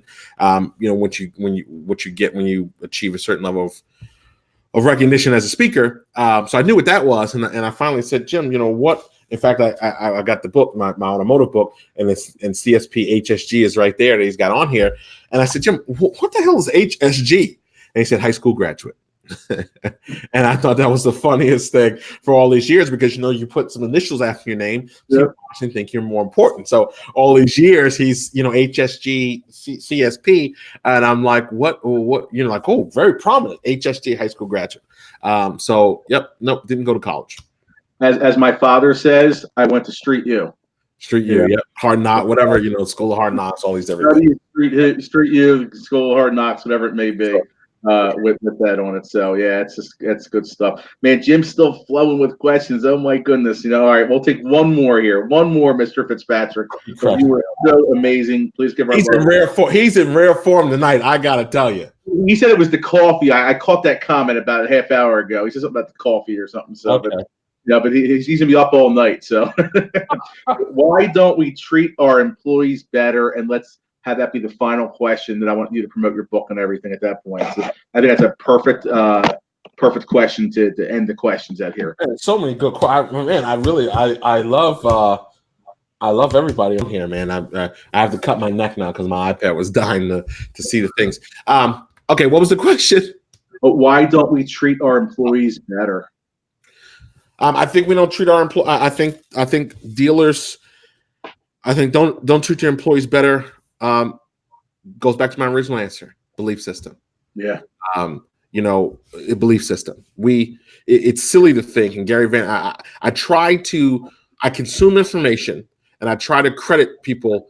I try not to regurgitate other people's stuff without giving them credit for it. And it was a point that Gary Vaynerchuk made, that to have this expectation that your people will treat your organization like it's theirs when it's not.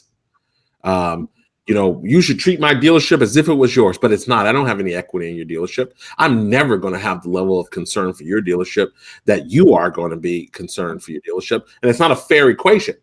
But I like compensation. I like recognition.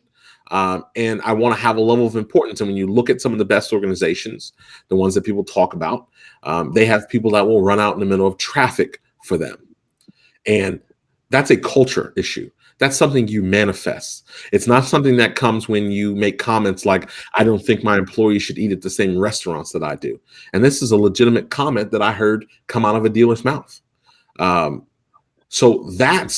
consequently, I'm sure he's worth a lot of money, owns a lot of property, has a lot of dealerships. That doesn't make him a good person.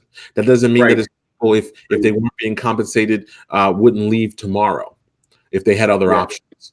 But I believe belief system. If you and belief system comes from experiences, it comes from something as simple as home training. If you came up if you didn't get hugs as a kid, you don't believe in hugs. Sometimes it's really just that simple. If love was shown through money, then that's how you show love as an adult. It's learned behavior. So sometimes it's as simple as that. Especially inside dealership organizations that are generational. If you had a hard-charging, hard-to-the-nose, grindstone father or mother that you worked for in the business, that shapes your personality and your belief system about people. I've watched owners whip out $1 and say salespeople are a dime a dozen. I can get people anywhere. Belief system. Yeah. That's what it comes down to. Yeah, it's all mindset and belief, absolutely. Jim's pressing me to answer this question, to ask the question. I'm going to ask it, but for my audience, since it is my show, I am not looking for commentary about this because I am not big on politics whatsoever, one way or the other. So I'm going to ask Cory the question, but I am not looking for anyone to comment on Cory, who is not big on politics, but go ahead. On this at all.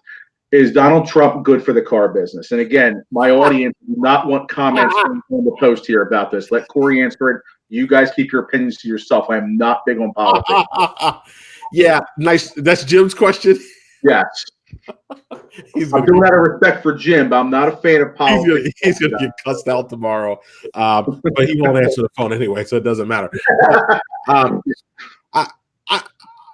I don't have a comment on that, and let me tell you why I don't really have a comment. I'm good with that. And there's a reason why, not because I want to dodge the question. The reason why I don't have a comment on that is because something Jeffrey Gitomer taught me several years ago.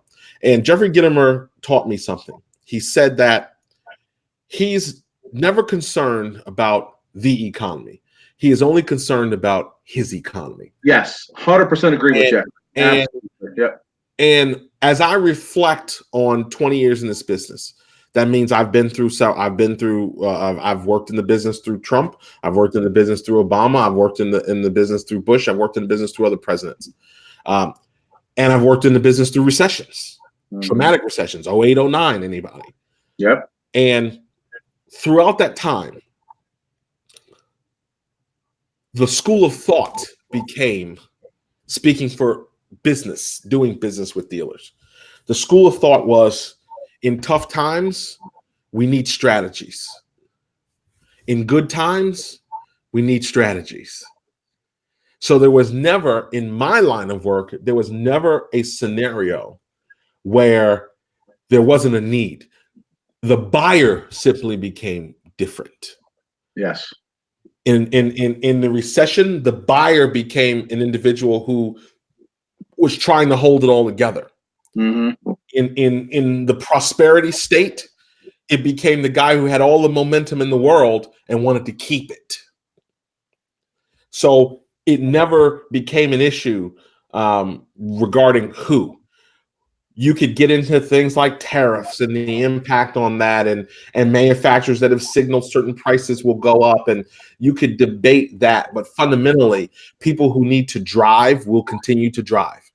A guy who needs a car to drive and public transportation is not an option. He's not in New York. He's not in Chicago where he can hop on the subway and live without a car. A person right now on August 12th who has a lease expiring on the 28th of August will need transportation, regardless of who the president of the United States is. Right, exactly right. I love your answer. Absolutely. You could not have answered it more perfectly, and I would have answered the same exact way, but I still respected Jim putting the question on there, so I got the best of both worlds. It doesn't matter about that. It's about our Ari comment, Jeffrey Ginnimer says, and I had Jeffrey and Jennifer on my show last month and a half ago. Oh, very nice. As well. So Jennifer and I have been acquaintances for a while, even back when I was back home cars. Oh, nice. And obviously, she just her and Jeffrey just got married in May. If you weren't aware of that. Oh no, I didn't know that was the content of the relationship. Yes, they've been together for a while, and they actually walked in the aisle in May. Nice. It was like 2 weeks before I had him on the show, which was really cool. He's an interesting character. That's Jersey right there. And he's from Jersey. He's from Jersey, so it's this is awesome stuff there. Corey, thank you so much for taking time. This is an all-time record for did you hire him dead or kill him after you got him as far as the length of the show. I usually stop it after 45 minutes to an hour, but the guests are still on. The questions are still there. We didn't drop off whatsoever. This is an all-time record, and there was already 3 people in here that said this is the best show I ever did. So this is all Corey. I give you a round of applause, guys. Give him some hearts and lights. I appreciate it. Awesome. And thank you so much. Please promote your books and also how they can reach you. And a personal thank you to Mrs. Mosley. Please thank you her so much. I know she follows you on your Facebook friends. Please thank her for borrowing you for the last couple hours. I really, really appreciate it. Well, listen, I want to thank you for what you're doing. These are labors of love. Right. And this is not a monetization. I listen, I don't know how it drives your business or what it does, but these are really moments to give back and share. Yes, I'm sure we all love to talk, right? I have a lot to say. I love to talk, but there's people who love to talk that doesn't translate to value. Agreed. So my goal is always to try to deliver value and to link up with people. Like you said, we haven't met, but I've watched. I watch the value you try to deliver every day, both inside the business realm and on a personal level. And I think that not a lot of people can do that. So I want to commend you for doing that and putting that out there. Listen, a couple things I like to talk about. So for all my auto people, obviously, if you have never read The Way I See It, Thoughts, Commentary, and Musings of a Retail Car Guy, it's been out in the market.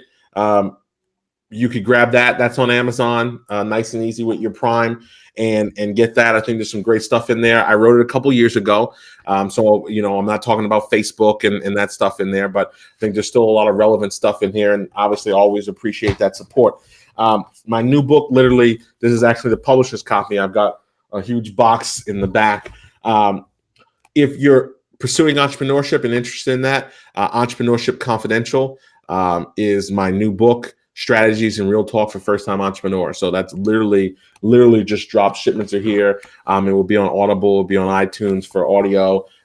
It's on Amazon now, but you can actually have a promo and get a free copy if you go to entrepreneurshipconfidential.com. So if you have an interest in entrepreneurship, or if the car business, your buddy the other day, you're telling your guy was on, and you tell him double down on the car business, and he's got a side hustle.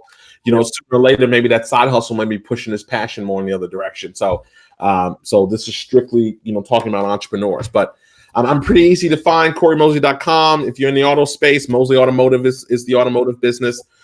Everything else that we do for entrepreneurs and small businesses and our coaching and all that stuff is CoryMosley.com. So, I know a lot of people that were on here today, so I appreciate them popping on. And I think that's that. I mean, there's some great job. There's actually a few people on here that coach professionally. So shout out to those guys. Shout out to support. Keep supporting shows. Please keep supporting shows like Anthony's. And Anthony, keep doing what you're doing. You're certainly making an impact out there. And I want those people to catch up. I want to pass that torch. Also, there's a lot of great talent that is coming to the business. recently that's out there helping dealers. So, as I move more and more into some of the broader work and pursue a greater passion of mine, which is the entrepreneurship piece and helping people, we need more people like you that putting in that work out there. So everybody who asked a question, thank you. Fitzpatrick, thanks for all your rabble rousing. I will be on ASBN within the next week promoting Entrepreneurship Confidential. Thank you very much, sir. And hey, I truly love everybody. I hope there was a lot of value there. I would do this, Anthony. I would do this all night as long as I can create value for the people and we can have some intelligent conversation. And if somebody took, people joke, we diminish this idea of the one thing. If I can get one thing that I didn't know, one thing of value, then it was worth it. So I hope that I was able to deliver that one thing, because we can get a lot of things in the world. The one thing we can't get back is time. So I thank you guys for spending your time with me tonight. Absolutely. And you definitely brought tremendous value tonight, Cory, tremendous content conversation. It was a privilege and honor to be the facilitator of this, as you just knocked the cover off the ball. You hit like 2 grand slams and had 10 RBIs combined in one game to go with my baseball passion here. Just so very excited. I need to meet you at some point. You're in Virginia. I'm in Philly. We got to make it happen. We'll do Break it. bread without the bread, so to speak. Well, you have to come out. I got to do Craig's deal. So yes, maybe we'll make something. That would be awesome. Yeah, if we can try to coordinate that. I've been traveling so much. I was supposed to be a guest host of the Recruiter podcast, which is in Bensalem, PA, which is our long form live podcast. I've been so blessed and I'm grateful. I've been so busy traveling the country. I haven't been home to do the show, which is okay, because obviously already Joe and Craig are doing that. Right. But I'd love to be able to figure out a way that you can come up and then I can be there too. Let's make it happen. That would really, really be awesome, my friend. I'll take you around Philly. We'll grab a cheesesteak without the bread, so whatever it may be there on it. So I'm having the bread, dude. What's that? I just got to put a little more work on the Peloton, but I'm having the bread for sure. My man. I appreciate that so much. And again, please thank Mrs. Mosley for me. I will. I want to at some point too. I want to shout Melissa Gomez. I'm loving Melissa. Thank Melissa Gomez for all the love. Kerry Weiss for all the love. All of you for all the love too. Appreciate you. And the good thing is a lot of people on here are fans of yours. They follow me as well. And we have some future guests of the Jehiram that are killing me after you got them on here. But we're not going to say who they are. But they're already booked for the show into October, which is very exciting. I love it. So, Cory, thank you again, my friend. I really appreciate it. All-time record for Jehiram that are killing me after you got them. I'm trying to look at the clock here. I think it was an hour and 42 minutes, I think we were going, so which is really awesome. And if anybody beats that record, I'm coming back on, and we're going to put a whooping on that record. There you go. Absolutely. That's what Melissa Gomez said. She said, just do a part 2, she said. So we will make it happen, my friend. Absolutely. Awesome. Thank you, Cory. Thank you. Have a good night. Well, there you have it, Facebook Nation. Another episode complete. Did you hire him, dead, or kill me after you got him? Again, thank you for your grace there that we started a little bit later. The traffic got a little bit worse, and then I couldn't get back to the room in time there, but it was worth it, wasn't it, Facebook Nation? Didn't Cory Mosley bring the freaking fire, yo? So many things. Go out there and buy his book. Eddie Gilbert already committed to purchasing his book. Go out there and invest in his copies, invest in his training. Follow him, CoryMosley.com, Mosley Automotive. Go out there and just, take that knowledge and now implement it in your lives, both inside and outside the walls of the dealership with it. So last note here, as I mentioned before, I'm speaking on Wednesday at the El Paso New Cars Dealer Association on how to recruit and retain women in the automotive industry. If you're in the Texas area and you're in the automotive industry, you can come for free. If you are not in the automotive industry, it's only $20 at the door just to cover the luncheon with it. So if you want to come and hear myself and the amazing, tremendous, professional women's expert buying, branding expert, Katie Maris, who is a very good friend of mine, speak with me. We're doing it together.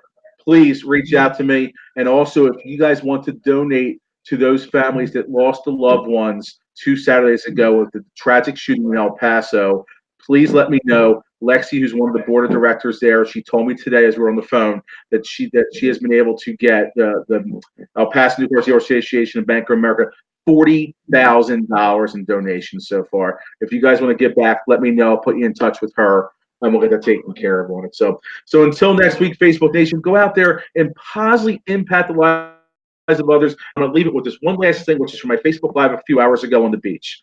Be willing to step in your sand. I'm not a beach guy. I did the Facebook Live, walking in the beach in the sand. It was uncomfortable for me.